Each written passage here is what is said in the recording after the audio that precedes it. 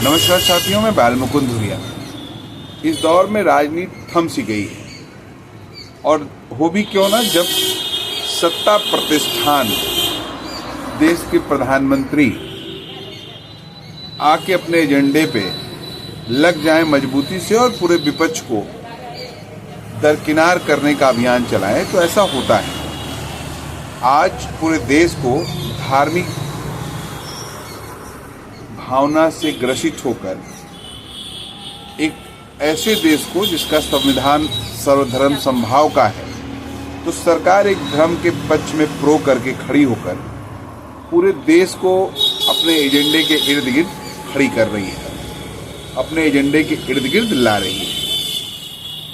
22 को प्राण प्रतिष्ठा करेंगे अयोध्या में राम मंदिर के भीतर भगवान श्री राम का, और उसके लिए भारतीय जनता पार्टी पूरे देश में माहौल बना रही है। एक बात देखने में अच्छा लगा, मैं अयोध्या से गुजर रहा था तो अयोध्या की सड़कें, उसके डिवाइडर रंग वंग दिए गए हैं, होटलों का जबरदस्त अंबार लग गया है, और होटल जितने भी होटल हैं उन्होंने अपनी क्वालिटी थोड़ी बढ़ा ली है एक तरफ। दूसरी तरफ दिख रहा है कि कुछ निर्माण भी हुआ है। तो कुल मिला के अयोध्या को सुंदर बनाने के लिए सरकार ने धन और अपना पूरा सामर्थ्य झोंक दिया है, और अयोध्या दिख रही है सजी संवरी, अच्छी साफ सुथरी दिख रही है। इससे ये साबित होता है कि सरकार चाहे तो कायाकल्प किसी भी क्षेत्र का कर सकती है, किसी भी दिशा में कर सकती है और कहीं भी कर सकती है। तो अगर देश के तमाम शहर गंदे हैं, देश के तमाम हिस्से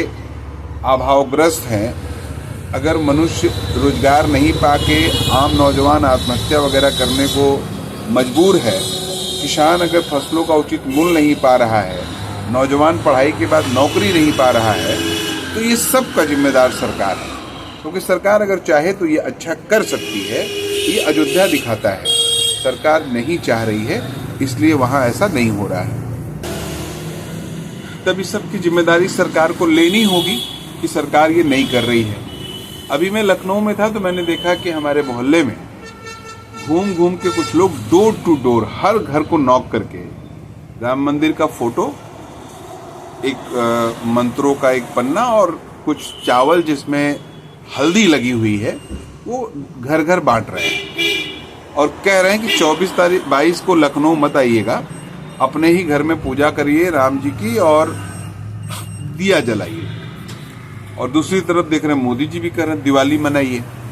तो डोर टू डोर कैसे पहुंचकर अपने एजेंडे के प्रति लोगों को खड़ा कर देना, अपने एजेंडे के प्रति लोगों को अपने एजेंडे में शामिल कर लेना, ये खेल सरकार कर रही है।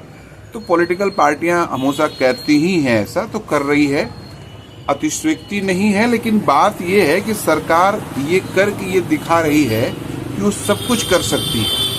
तो सब कुछ जब कर सकती है तो जिम्मेदारी तो सरकार को लेनी होगी। जो मुद्दे इन्होंने जनता से कहे थे, जो बातें इन्होंने जनता से कही थी, वो नहीं कर रहे हैं। अपना एजेंडा, अपनी पार्टी का सैकड़ों साल पुराना एजेंडा चौतरफा लागू कर रहे हैं, और समाज में एक बार फिर से जातीय श्रेणी बना के पुरातन दौर के समाज में देश को ले जा रहे हैं।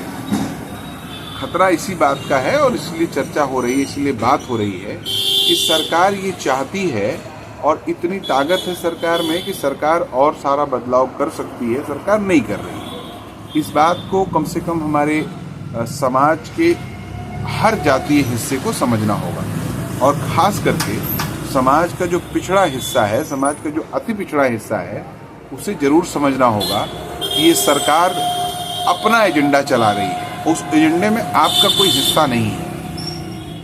उस पार्टी के भीतर ही जितना बैकवर्ड और मोस्ट बैकवर्ड नेता थे, उनका आप हश्र देख सकते हैं, और जो भी वहां इस गोल में शामिल होगा, उनको उनके मातहत रह के काम करना होगा, उनको उस विचारधारा के मातहत रह के चलना होगा। अगर आपको 2 झापड़ मार के कोई जलेबी खिलाता हो, आप मार खाने को तैयार हो, तो आपको जलेबी मुबारक हो। जो स्वाभिमानी व्यक्ति ये कहेगा कि हम तुम्हारा थप्पड़ नहीं सहेंगे, जलेबी चाहे मिले चाहे न मिले, ऐसे लोगों के लिए वहां जगह नहीं है।